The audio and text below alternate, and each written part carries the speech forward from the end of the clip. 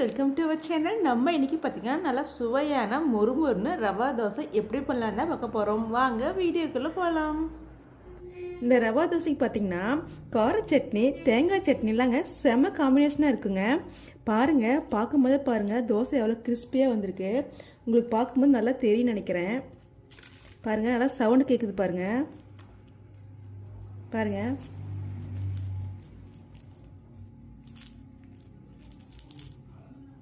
பாருங்கள், நீங்களும் இதே அளவுகளோட ட்ரை பண்ணி பாருங்கள். ட்ரை பண்ணி பார்த்துட்டு டேஸ்ட் எப்படி வந்துச்சு அப்படிங்கிறத கமெண்ட் பண்ணுங்கள்.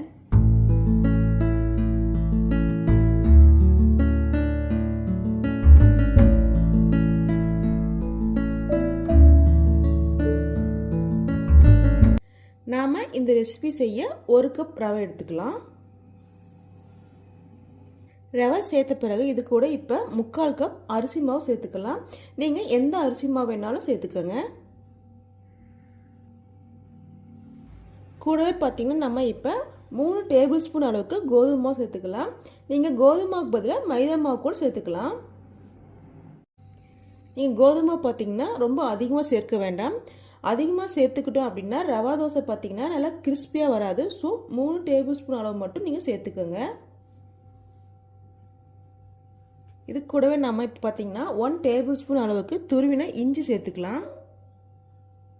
கூடவே பொடியே நறுக்குன பச்சை மிளகாய் 2, 1/2 டீஸ்பூன் ஜீரகம், 3/4 டீஸ்பூன் மிளகு. உங்களுக்கு மிளகு அதிகம் சேர்க்க பிடிக்காதுன்னா நீங்கள் குறைச்சி சேர்த்துக்கோங்க. கூடவே பார்த்தீங்கன்னா பொடியே நறுக்குன கறிவேப்பிலை இலைகள், கூடவே பொடியே நறுக்குன கொத்தமல்லி இலைகள். கடைசியாக பார்த்தீங்கன்னா இது கூட 1 டேபிள் ஸ்பூன் அளவுக்கு சால்ட் சேர்த்துக்கலாம். அடுத்து பார்த்தீங்கன்னா நம்ம சேர்த்த எல்லா பொருளையும் நல்லா மிக்ஸ் பண்ணிட்டுக்கலாம்.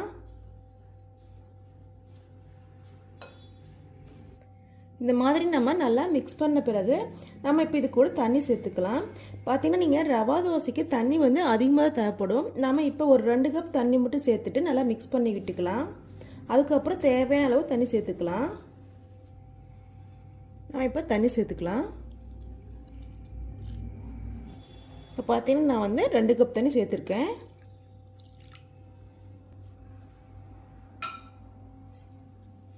தண்ணி சேர்த்துட்டு கொஞ்சம் கூட கட்டிகள் இல்லாமல் நல்லா மிக்ஸ் பண்ணி விட்டுக்கலாம்.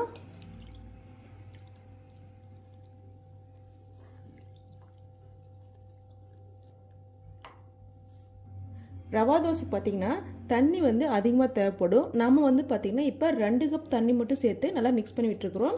இப்போ இந்த மாதிரி மிக்ஸ் பண்ண பிறகு இப்போ நாம் தேவையான அளவு தண்ணி சேர்த்துக்கலாம். கண்டிப்பாக ரவா தோசை பார்த்தீங்கன்னா தண்ணியாட்ட தான் இருக்கணும்.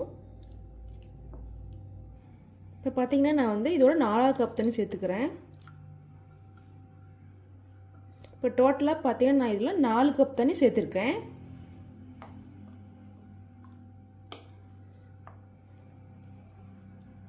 அவ்வளோதாங்க, பாருங்கள் நல்லா கலந்தாச்சு. இப்போ நம்ம இது பார்த்திங்கன்னா இப்போ நமக்கு தோசை செய்யறதுக்கு மாவு ரெடியாக இருக்குது.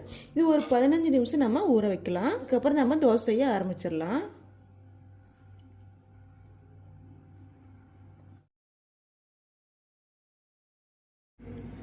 பதினஞ்சு நிமிஷத்துக்கு அப்புறம் நம்ம இப்போ மாவை ஓப்பன் பண்ணி பார்க்கலாம். பாருங்கள், இப்போ நல்லா ஊறி வந்திருக்கு மாவு.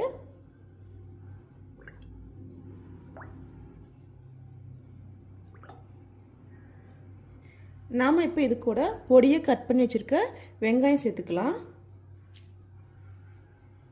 சேர்த்துட்டு நல்லா மிக்ஸ் பண்ணி விட்டுக்கோங்க.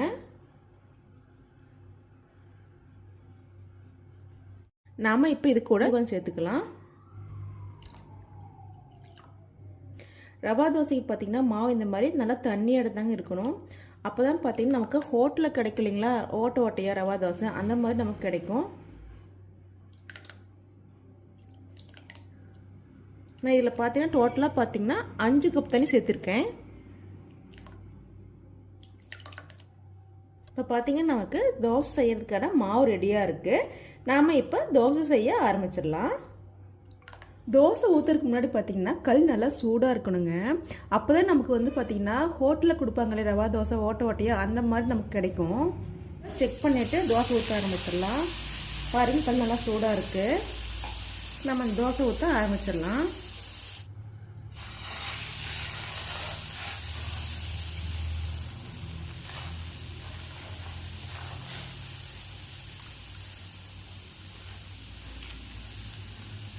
நாம் இப்போ பார்த்தீங்கன்னா இதுக்கு நெய் அல்லது எண்ணெய் யூஸ் பண்ணிக்கலாம்.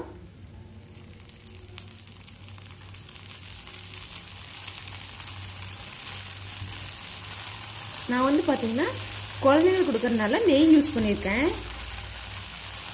ரவா தோசை பார்த்திங்கன்னா நார்மல் தோசை மாதிரி உடனே வேகாதுங்க, கொஞ்சம் டைம் எடுத்துக்கும்.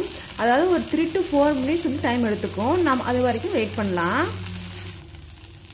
பாருங்கள், ஒரு 3 மினிட்ஸ்க்கு அப்புறம் நல்லா கிறிஸ்பியாக வந்திருக்கு தோசை. நம்ம இப்போ எடுத்துடலாம். பாருங்கள் எவ்வளோ சூப்பராக வருது நமக்கு. பாருங்கள் எவ்வளோ சூப்பராக நல்லா கிறிஸ்பியாக வந்திருக்கு. கண்டிப்பாக நீங்களும் இதே அளவுகளோட ட்ரை பண்ணி பாருங்கள்.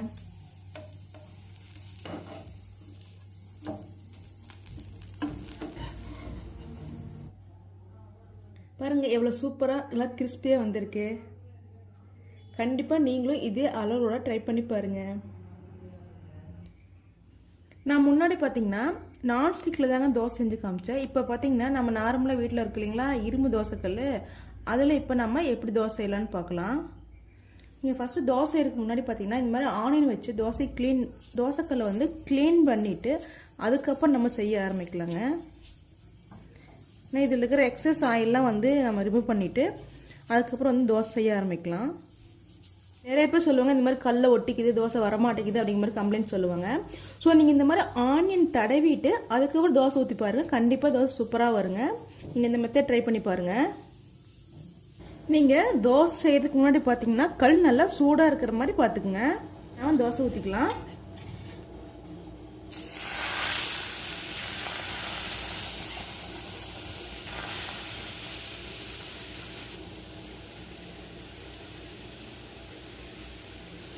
பார்த்தீங்கன்னா மாவு ஊற்றின உடனே எண்ணெய் விட வேண்டாங்க.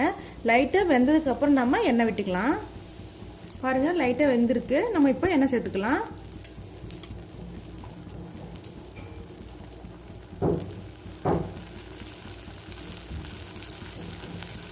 ரவா தோசைக்கு பார்த்தீங்கன்னா கொஞ்சம் எண்ணெய் அதிகமாக தாங்க தேவைப்படும். அப்போ தான் நல்லா கிறிஸ்பியாக வரும். பாருங்கள் நல்லா வெந்து வந்திருக்கு, உங்களுக்கு பார்த்தாவே தெரியும். நம்ம இப்போ எடுத்துடலாம். பாருங்கள் நம்ம எப்படி வரும்னு செக் பண்ணலாம்.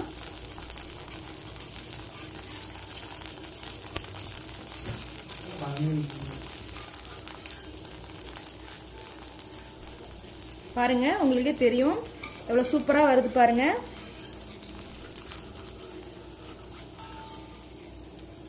தெரியுதுங்களா? பாருங்க எவ்வளோ சூப்பராக வந்திருக்கு.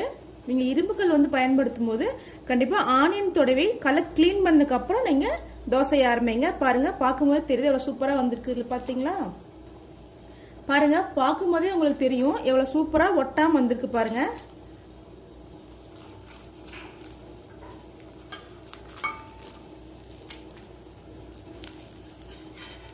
பாருங்க எவ்வளோ சூப்பராக வந்திருக்கு. நல்லா பேப்பராட்ட பாருங்க எவ்வளோ சூப்பராக வந்திருக்கு. உங்களுக்கு பார்க்கும்போது நல்லா தெரியும்னு நினைக்கிறேன். உங்களுக்கு பார்க்கும்போது தெரியும் பாருங்க எவ்வளோ முறுமுறுன்னு கிறிஸ்பியாக வந்திருக்கு. கண்டிப்பாக நீங்கள் இந்த மெத்தட் பயன்படுத்தி தோசை செய்யுங்க.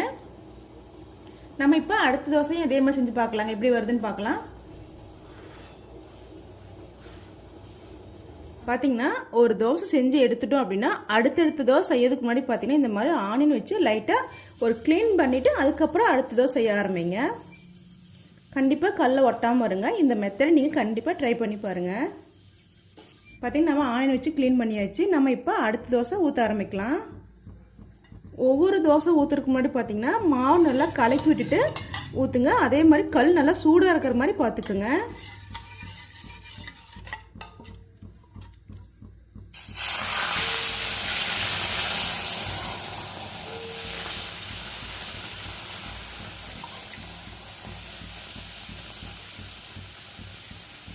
நீங்கள் பார்த்தீங்கன்னா தோசை மாவு ஊற்றின உடனே எண்ணெய் ஊற்ற வேண்டாங்க.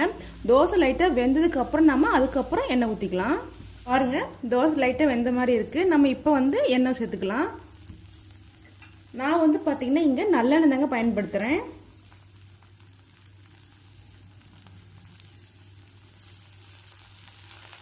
உங்களுக்கு எந்த எண்ணெய் யூஸ் பண்ண விருப்பம் இருக்கோ நீங்கள் அந்த எண்ணெய் பயன்படுத்திக்கோங்க. பட் ஆனால் தோசைக்கு பார்த்தீங்கன்னா கொஞ்சம் எண்ணெய், ரவா தோசைக்கு கொஞ்சம் எண்ணெய் அதிகமாக இருந்ததாங்க தோசை நல்லா கிறிஸ்பியாக வருங்க. நான் வந்துங்க இங்கே பயன்படுத்திருக்க நல்லெண்ணெய் பார்த்தீங்கன்னா வீட்டில் செக்கில் ஆட்டு நல்லெண்ணெய்ங்க. அதனால இந்த மாதிரி நல்லா நுர மாதிரி வருது. இப்போ பாருங்கள், நமக்கு 2வது தோசையும் நல்லா வெந்து வந்திருக்கு. இப்போ நம்ம எடுத்துடலாம். பாருங்கள் இவ்வளோ சூப்பராக வருது பாருங்கள். கொஞ்சம் கூட கல்லை ஒட்டாமல் பாருங்கள் எவ்வளோ சூப்பராக வந்திருக்கு. கண்டிப்பாக உங்களுக்கு நல்லா தெரியும்னு நினைக்கிறேன். பாருங்கள் எவ்வளோ சூப்பராக வந்திருக்கு பாருங்கள். கொஞ்சம் கூட கல்லை ஒட்டாமல் எவ்வளோ கிறிஸ்பியாக வந்திருக்கு பாருங்கள். பட் ஆனால் ரவா தோசை கொஞ்சம் ஆயில் சேர்த்து தேவைப்படுங்க. அப்போ தான் நல்லா கிறிஸ்பியாக மொறுமொறுன்னு வருங்க. நீங்களும் இதே மாதிரி ட்ரை பண்ணி பாருங்கள். ட்ரை பண்ணி பார்த்துட்டு எப்படி வந்துச்சு அப்படிங்கிறத கமெண்ட் பண்ணுங்கள். வீடியோ பிடிச்சிருந்தால் லைக் பண்ணுங்கள், ஷேர் பண்ணுங்கள், மறக்காமல் நம்ம சேனல் சப்ஸ்கிரைப் பண்ணுங்கள். தேங்க்ஸ் ஃபார் வாட்சிங்.